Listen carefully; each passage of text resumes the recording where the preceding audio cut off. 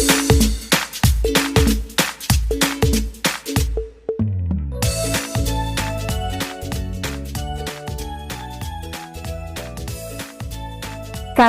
warahmatullahi wabarakatuh. Halo adik-adik siswa-siswi SMA Indosemen. Apa kabar semuanya? Semoga selalu sehat dan berada dalam lindungan Allah Subhanahu wa taala. Amin. Sebelum kita mulai kegiatan belajar ini, marilah kita berdoa terlebih dahulu. Berdoa dimulai.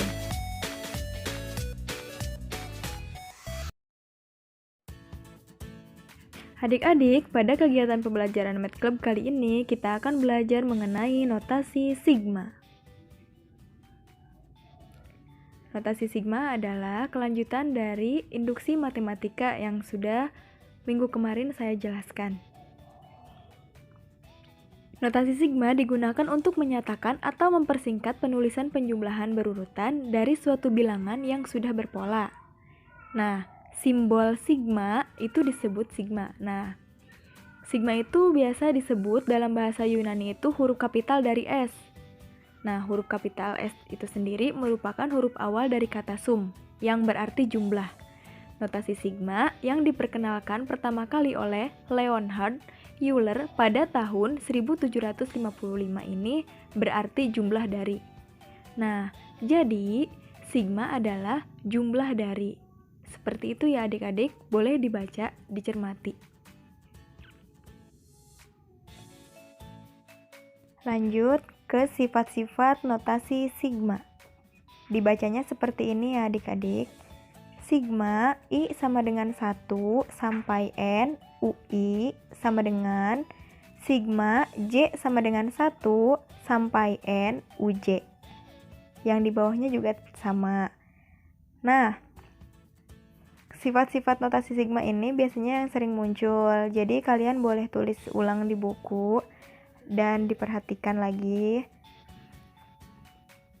Seperti itu ya adik-adik. Nanti kita coba aplikasikan ke soal-soal notasi sigma ya. Selanjutnya contoh soal 1, perhatikan bentuk berikut. Sigma dari 2I plus 1 untuk I sama dengan 1 sampai I sama dengan 6. Jadi I-nya itu 1, 2, 3, 4, 5 sampai dengan 6. Seperti itu. Nah, penjabarannya, jadi sigma dari 2I plus 1 dari I sampai dengan 1 sampai dengan I sama dengan 6. Nah, jadi kita ganti I-nya itu dari 1 sampai 6 ya. Jadi sama dengan 2 dikali 1 ditambah 1, 2 dikali 2 ditambah 1, 2 dikali 3 ditambah 1, dan seterusnya. Lalu dikalikan dan dijumlahkan, hasilnya sama dengan 48.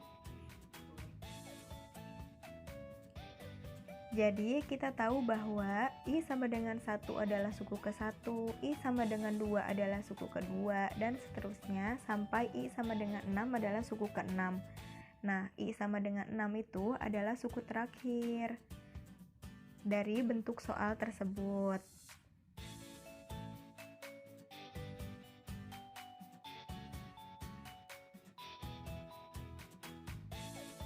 Lanjut ke contoh soal 2, penjabaran.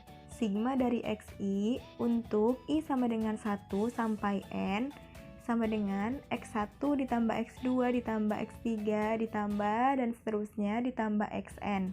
Nah, untuk yang keduanya yaitu sigma dari Xi dikali Yi untuk I sama dengan 1 sampai N sama dengan X1 dikali Y1 ditambah X2 dikali Y2 dan seterusnya sampai Xn dikali Yn.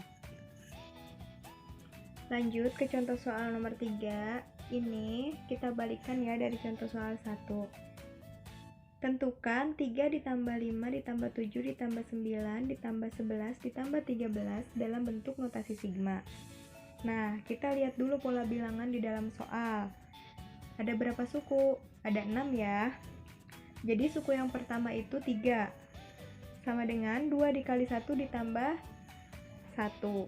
Itu jadi 3 kan? Nah, suku kedua itu 5. Sama dengan 2 dikali 2 ditambah 1. Sama dengan 5 kan? Nah, dan seterusnya sampai suku ke-6. Nah, hal ini berarti kita tahu bahwa polanya itu 2K ditambah 1, dengan K adalah suku ke N. Nah, jadi dengan demikian 3 ditambah 5 ditambah 7 ditambah 9 ditambah 11 ditambah 13 sama dengan sigma dari 2K plus 1 untuk K sama dengan 1 sampai 6. Seperti itu. Jadi K-nya itu 1, 2, 3, 4, 5, 6. Kalau kita bandingkan contoh soal 1 dengan contoh soal 3 itu sebenarnya berkaitan. Contoh soal 1 itu kita mencari jumlah dari notasi sigmanya. Sedangkan contoh soal 3 itu kita mencari rumus notasi sigma.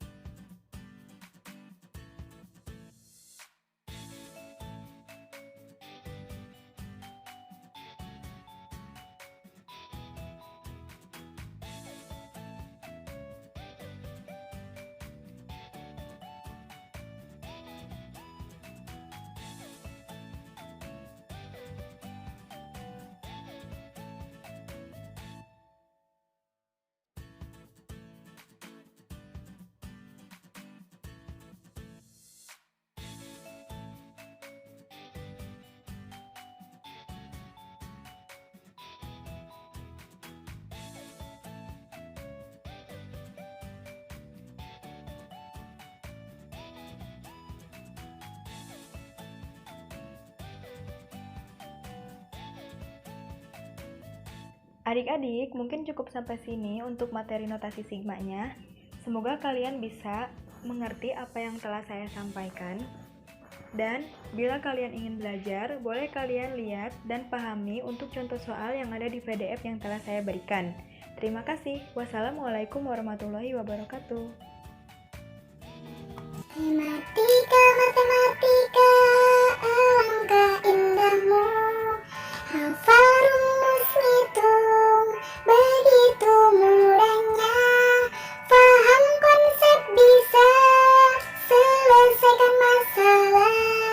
Siap.